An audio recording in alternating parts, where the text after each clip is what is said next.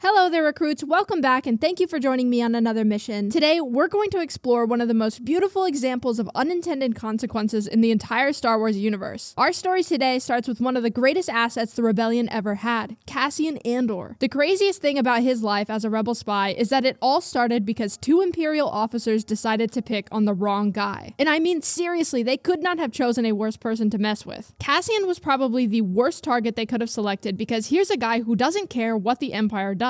He is sick of the Empire's reign and he lives by his own rules. This is shown in the beginning of Andor Season 1 where he brags to Luthen that the Empire is too smug with themselves to notice any sort of defiance. He waltzes onto an Imperial starship to steal a Starpath unit because he knows he can. You see, at the beginning of the series of Andor, Cassian was very much this self-absorbed smuggler type of character. He was pretty much only out for himself, but he could get a lot of stuff done by simply believing that he could. Because he believed he wouldn't get caught, he actually never really got caught. Until that one day in Season 1. But here's where it gets interesting because the Empire chose to mess with Cassian that one day on Morlana 1. The Imperial officers had no reason to provoke Cassian, but they chose the absolute worst person to mess with. Because of that, Cassian was able to rush back to Ferrix and get connected with Luthen.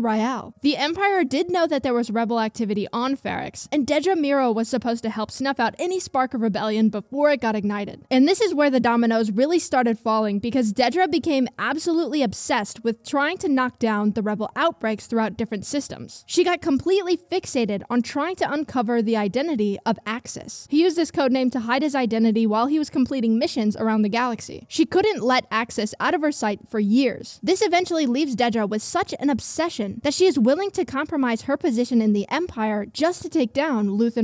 Meanwhile, Cassian was able to go on several missions with Luthen to become one of the greatest rebellion operatives. Cassian got so much experience as a spy that he could pull off the impossible. Luthen knew that Cassian Andor would be able to pull off some of the most craziest missions, and Cassian gave his life serving the rebellion. But it all started because the Empire chose to pick a fight with him. He gained all of his skills and his drive to fight, all because the Empire just wouldn't leave him alone. His skills even helped him survive the Gorman massacre. He was able to get Mon Mothma out of the Senate and into the safety of the rebellion. And during his most important mission, right before traveling to Kafrene, he was able to rescue Kleya after Kleya found crucial information about the Death Star. Which of course, this all leads to Cassian being able to take the Death Star information and send it back to the rebellion. But here's the really wild part, because the only reason Kleya was able to get information about the Death Star is because Dedra was so completely obsessed with stomping down the rebellion that she stopped at nothing to find Luthen's secret identity. She held on to classified files even though she knew she wasn't authorized to view them. And this is exactly what Luthen's spy was able to exploit to get actual intelligence about the Death Star. The Empire created their own worst enemy and ultimately set themselves up for failure. They created their own adversaries and promoted a world where its own best officers start to break protocol in order to complete missions. This is the problem with a system that uses fear to get results. Imperial officers are constantly placed in positions